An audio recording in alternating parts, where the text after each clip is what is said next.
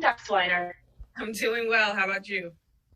I'm doing great. I love that you give us all of these great tips on how to practice self-care, which is a thing, and you're like big time with it. Like you're not just talking to our local people, but you flying all over the world telling doctors how to practice self-care.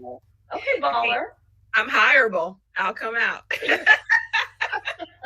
I know that's right. You better get that plug in.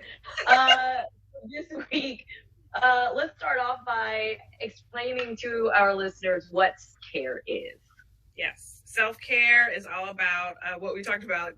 What is called the soft life now. So it's all about those things, small and big, that make you feel good, cause less stress, help you to cope better with all the things that are happening in the world. The first time I ever heard the soft life was from you. Now it's everywhere. I see it everywhere. Like everybody's all about the soft life, the soft life, the soft life. I want to be a part of that life too. I gotta get it together so I can live the soft life like y'all. So what type of self-care are we gonna focus on this week? Let's talk about those toxic relationships. Whew. Yikes. Yeah. Okay, well, let's just start here and say that I wish we'd had this conversation years ago. I had some relationships where I need some coping mechanisms. Give it to us, DocSwiner. Let's talk about these toxic relationships. We all have had them. We've lived through them. Hopefully you've survived them and you have cut them off. I am definitely a professional, sometimes too good of a person that can cut off relationships now. But over time and with maturity, you learn who is good around you, who's good in your circle, who's not good for you, it feels like you have been drained of your energy when you leave them. We all have those situations and we need to assess and be real about them, whether they are blood related or not. Listen, that is a whole word, whether they are blood related or not, because we're not children anymore. We are grown people who can decide who we want in our lives and who we don't want in our lives. And just because you're related to someone by blood doesn't mean that they have to be an active participant in your life. They don't, and suck the energy and the life source out of you. Absolutely not. You are in control of the energy, the vibe, whatever you call it, your vibe, your energy, your environment. You are in control of that.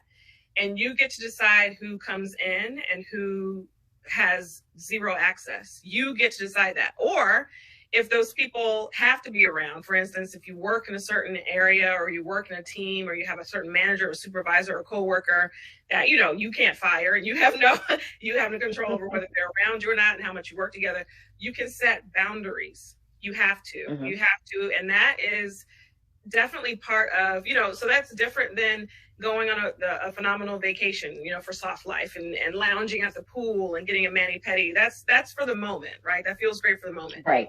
This is everyday stuff. This is every day. How am I going to feel good at work? How do I feel good in my home type of situation? So if you feel like there's someone around you who doesn't want the best for you, who doesn't necessarily not want the best for you, is not malicious, but who has a lot of their own stuff, a lot of their own problems that they're dealing with, and they just constantly pull from you and don't give back, you have to be real about that.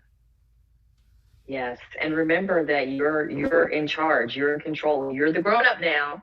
You are. It may have been hard to do that when you were 8, but we're not 8 anymore. So yeah, I think that is such great advice, and it can make a huge difference in your life, and it can just make you feel lighter. Yes. Right. Absolutely. When you don't have that heavy weight of that basically, I refer to them as like energy vampires. Those energy vampires sucking from you and taking from you constantly. That's so, right. DocSwiner, let's get a peek behind the white jacket. How have you cut people off in the past? Since you're the expert. We want to know how you cut them off. I try not to be cold-hearted. I try to have those difficult conversations where it's not me, it's you. No, I try to keep it real and say, look, we have outgrown one another. We had a great run. but I think we've outgrown each other. We're not really, this relationship is friendship, is not really giving us, each person, what we need. I even had to do this in practice. I had to let some patients go. Same situation. Oh, wow. Trained every time they came to the office. They never followed what plan we set forth the previous visit. And it was just, it felt like I was pulling and pulling and pulling all the time just to get them to do those things that would make them feel better. It's actually better for them. So not only for you, but it's also better for the other person for them to be let go. So in clinic, it was easy because we would just send them a discharge letter, right? That's easy. But when it's a loved one, or when it's a boyfriend, girlfriend, husband, wife, and you need to let go of one another, you should sit down and say, listen, it's not working for either of us. It's not good for you, for me to enable you and have you, have us create this tension all the time. It's not good. Or if you have to talk to that mother or that grandmother, that elder, that raised you, which is, can be really, really hard, because many of us have been emotionally abused and don't realize it until we are adults. You have to say, okay, I love you. I wish nothing but the best for you. But, maybe we only really visit or talk during those big holidays or those family reunions. And I can't have a constant, tension with you. It's hard. And you have to find the words that you think the other person will understand.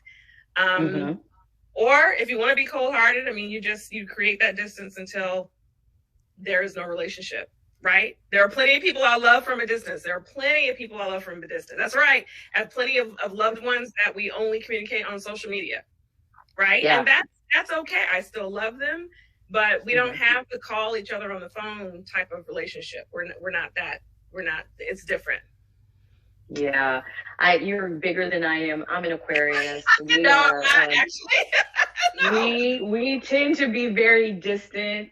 People call us cold-hearted, and I can just cut you off, block your number, block you off social media, and go on about my day. All right, what am I making for dinner now? You're a professional like Rick. You're a professional like my husband. Yeah, I'm a little with it. Yeah. Yeah, it's that cold Aquarian heart. We just cut it off. The ice box where your heart used to be. It's where my heart used to be. This is so good, DocSwiner. I think this is great advice. How do our listeners get in touch with you, find you, see what else you're talking about and doing and what you're up to? How do they find you? I'm at DocSwiner on almost all social media except for Instagram, where I'm at Real DocSwiner, and most of my contact info you can find on social media and all that if you hadn't been cut off.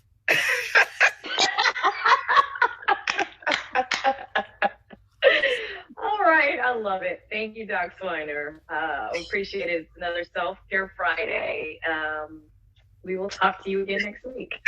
Have a good one.